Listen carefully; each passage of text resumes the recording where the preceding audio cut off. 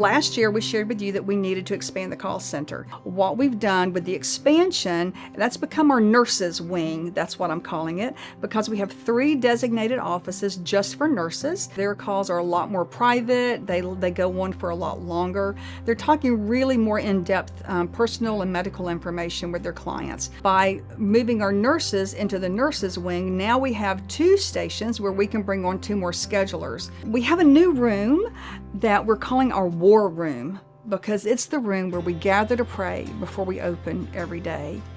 And in the war room, we don't just start our day. That's where the battle begins, where we just gird ourselves up in the Lord to start answering all of our hard calls. It's also a place where after a hard call, we can go in there and pray together. In 2009, I drove by the Clay Center, which was called the Little Yellow House. I walked in really wanting to be able to be used because of my own story at 16 and 22 of having an abortion. What I didn't know at the time was that I would be required to take an abortion healing class, which radically changed my life 17 years ago. So much of the abortion industry doesn't tell you the truth. And so when we have an abortion-minded client or an abortion-determined client, our greatest goal is to let her know that she's the one that's actually being seen. She's the one that's sitting in front of us. And because she's the one that sits in front of us, that's who we care about.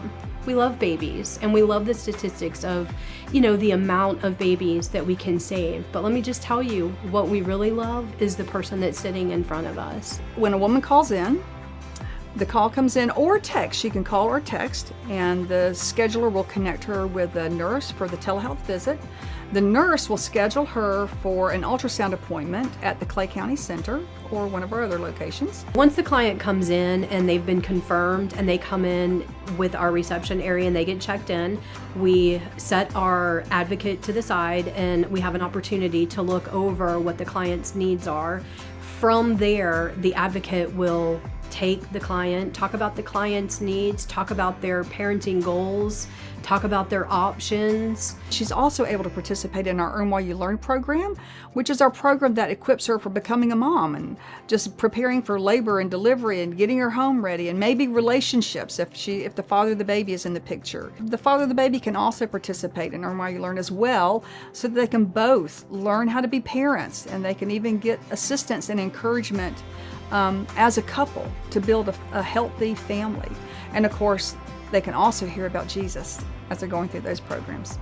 Galatians 6:9 tells us that we should not be growing weary in doing good, for in due time we will reap a harvest. And when I look back at the last 17 years and think this very day, this very year, those that we ministered to and those that chose life back in 2009 when we opened in Clay County are the very same students that are graduating this year.